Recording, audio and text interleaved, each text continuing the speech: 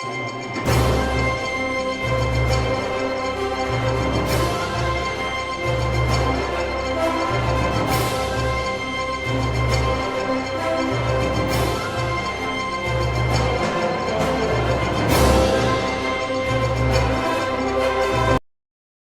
20th century was not just a period of wars, revolutions, and ideologies.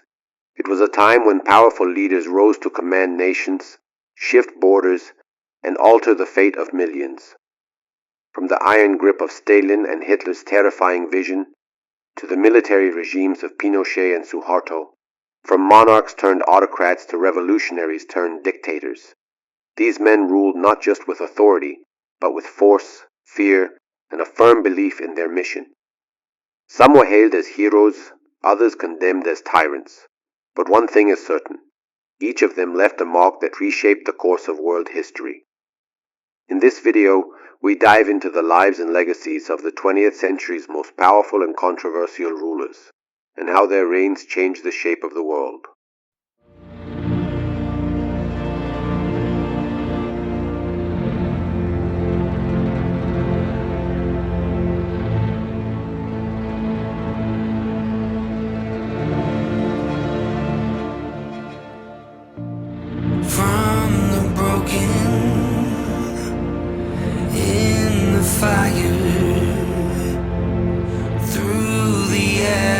We will climb. The dust will settle. We will not. All together we will rise.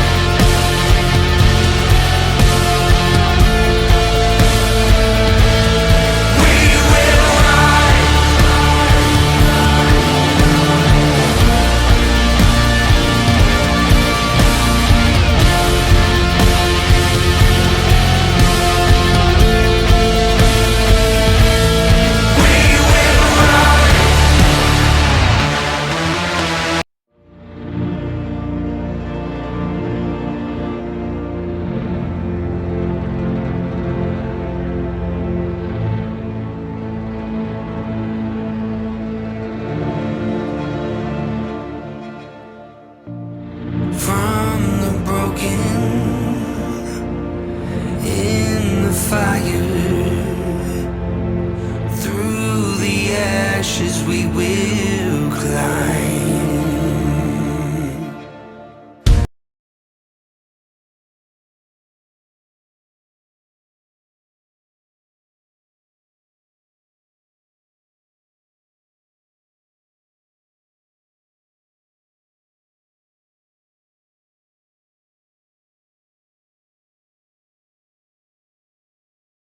Benito Mussolini's journey from a passionate nationalist to a feared dictator began with a dramatic march on Rome in 1922. His supporters, clad in black, rallied under his charismatic leadership and forced King Victor Emmanuel III to grant him the title of Prime Minister. This power grab marked the inception of fascism in Italy, a movement that would reshape the nation's landscape for decades. As Mussolini consolidated his power, he swiftly dismantled Italy's democratic institutions, declaring himself Il Duce in 1925. His iron-fisted control instilled a culture of fear and obedience. Opposing voices were silenced. Political opponents were imprisoned or exiled, and dissent was crushed under the weight of a regime that cherished loyalty over liberty. Mussolini's regime became synonymous with totalitarianism, as propaganda permeated daily life, twisting reality to glorify the state and exalt his leadership. A fervent believer in nationalism, Mussolini promoted militarism and extensive state intervention in various aspects of life. The education system became a tool for cultivating loyalty to the state, instilling fascist principles in the hearts of the youth. The regime nationalized key industries and sought to control the economy, convincing citizens that the strength of the nation justified the suppression of personal freedoms. Media outlets fell under strict government control, transforming into instruments of propaganda that disseminated a carefully curated narrative. Each rally and speech crescendoed into a spectacle that glorified the regime's accomplishments, masking the underlying oppression. Mussolini's ambitions extended beyond Italy. He forged a powerful alliance with Nazi Germany as the war loomed. The partnership, which birthed the Axis powers, marked a dark chapter in history, intertwining the fates of two regimes fueled by fervent nationalism. As Italy plunged into World War II, Mussolini's grand visions of a new Roman Empire began to unravel. Military defeats, economic strain, and the disillusionment of the populace paved the way for his downfall. In 1943, Mussolini was deposed by the fascist Grand Council amidst the mounting failures in war. Arrested, his reign seemed to be over, yet Nazi forces intervened, rescuing him from captivity. Despite a brief resurgence, his power was fleeting. In 1945, captured by Italian partisans, Mussolini faced the ultimate end of his chapter, executed as the very nation he attempted to control turned against him. His demise symbolized the inevitable collapse of a regime built on fear, revealing the fleeting nature of tyranny.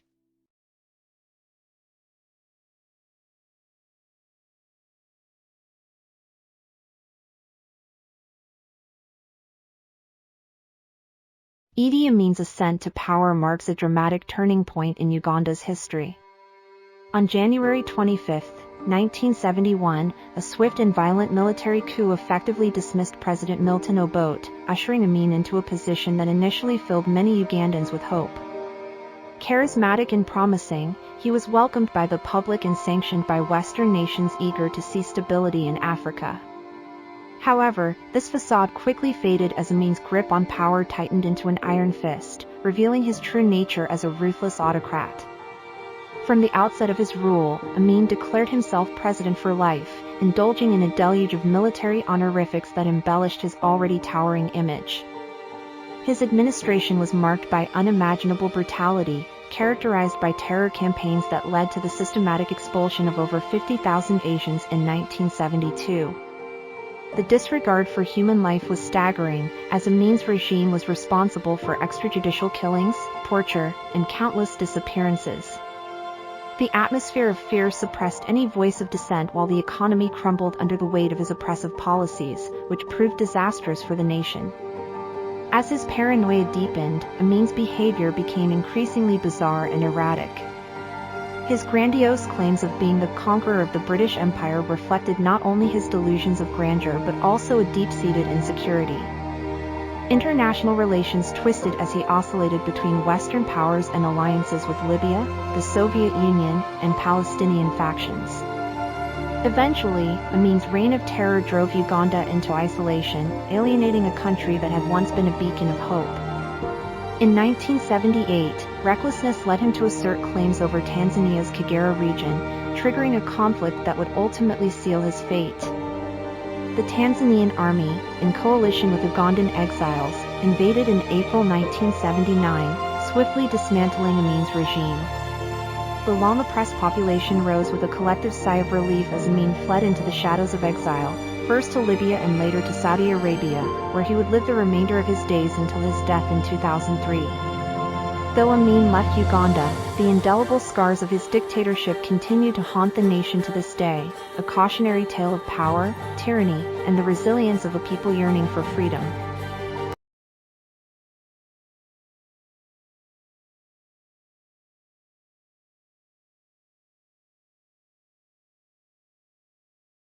Reza Shah Pahlavi, the founder of the Pahlavi dynasty, emerged as a pivotal figure in the tapestry of Iranian history.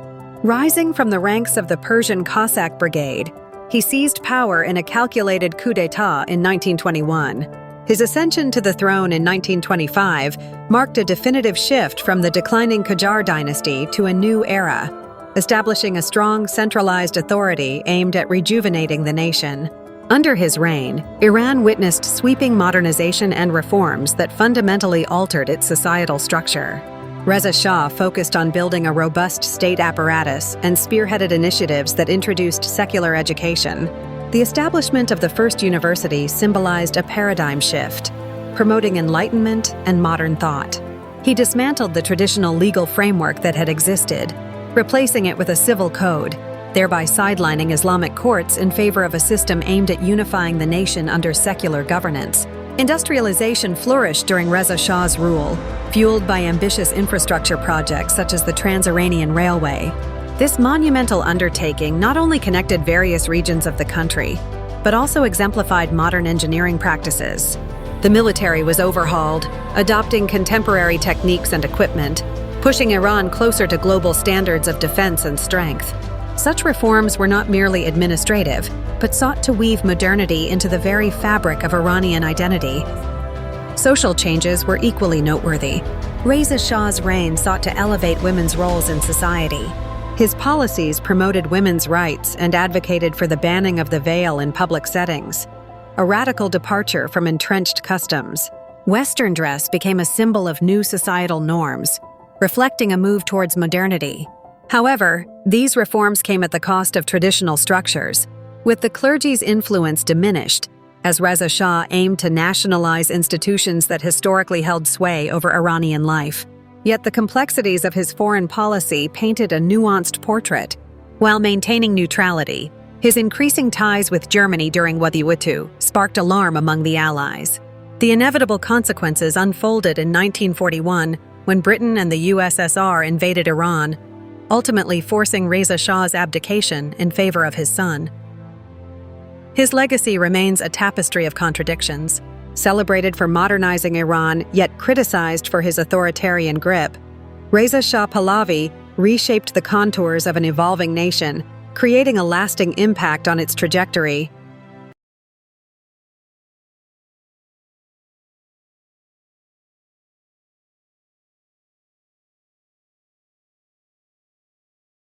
Mohammad Reza Shah Pahlavi, the last king of Iran, ascended the throne in 1941 amidst geopolitical turmoil. Following the forced abdication of his father by British and Soviet forces, he embarked on a tumultuous journey of rule that would shape Iran's destiny. The Shah's initial reign was marked by efforts at modernization, reflecting a vision for a progressive Iran that could stand proudly alongside Western nations. In the 1960s, the Shah introduced the ambitious White Revolution, aiming to transform Iranian society through sweeping reforms. These included land redistribution and the advancement of women's rights, along with initiatives to promote education and boost industrial growth. However, what began as a noble endeavor quickly spiraled into disillusionment, alienating traditional power structures. The clergy and landowners pushed back against the Shah's rapid changes, resulting in a climate of unease. The Shah's alignment with Western powers, particularly the United States, showcased his foreign policy strategy. His reign benefited from substantial military and financial backing, particularly after the CIA-orchestrated coup in 1953, which restored his power by overthrowing Prime Minister Mossadegh. This alliance, while politically strategic, created a rift within Iranian society, fostering resentment and igniting the flames of dissent among those who felt marginalized by his pro-Western policies. As discontent grew, the Shah turned increasingly authoritarian, silencing opposition and consolidating power. The notorious SAVAK, secret police, enforced a climate of fear, employing brutal tactics to root out dissent and maintain control. The vibrant tapestry of Iranian political life was reduced to a monochrome authoritarian landscape where dissent was crushed, further embittering the populace.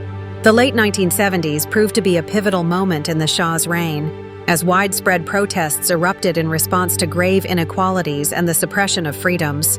Disillusioned citizens rallied against a ruling elite perceived as disconnected from their struggles.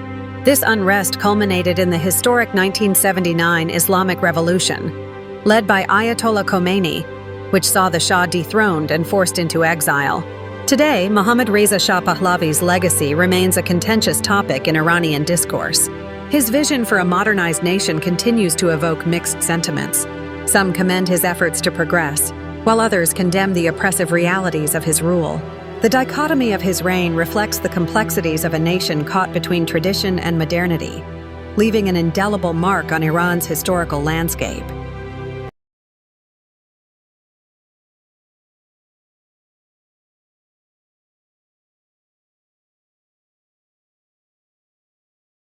Hafez al-Assad emerged as a central figure in Syria's political landscape in 1970, marking the beginning of his rule as he seized power through a military coup. His ascent was not merely a personal ambition, but a well-calculated move by the Ba'ath Party, which aimed to reshape the very foundation of Syrian governance.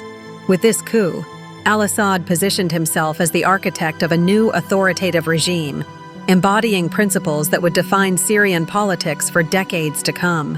Under his leadership from 1971 until his death in 2000, Hafez al-Assad established a government characterized by a rigid authoritarian structure. His regime was marked by a centralized approach that suppressed political dissent and effectively stifled opposition. By consolidating power over the military and intelligence services, he ensured that his control remained unchallenged. This method led to a pervasive climate of fear, with citizens constantly aware of the consequences of opposing the regime's policies. In shaping Syria's foreign relations, Assad adopted a staunch anti-Israel stance, becoming a vocal supporter of various Palestinian factions striving for autonomy. His alignment with the Soviet Union during the Cold War further solidified Syria's position as a significant player in regional geopolitics. A pivotal moment in his foreign policy was the decision to send troops into Lebanon in 1976. This maneuver transformed Syria into a dominant force in Lebanese matters, thereby entrenching its influence in the region.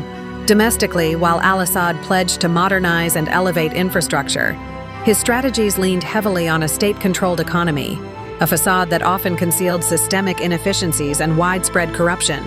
The regime took a particularly brutal turn during uprisings, with the infamous Hama massacre in 1982 standing as a grim testament to his methods. Thousands of lives were claimed in a ruthless crackdown against Islamist insurgents, leaving deep scars on the collective memory of the nation. As the end of his life approached, al-Assad had initially groomed his son Basil to inherit power, envisioning a continuation of his legacy. However, fate intervened with Basil's untimely death, leading Hafez to turn his aspirations toward his other son, Bashar al-Assad.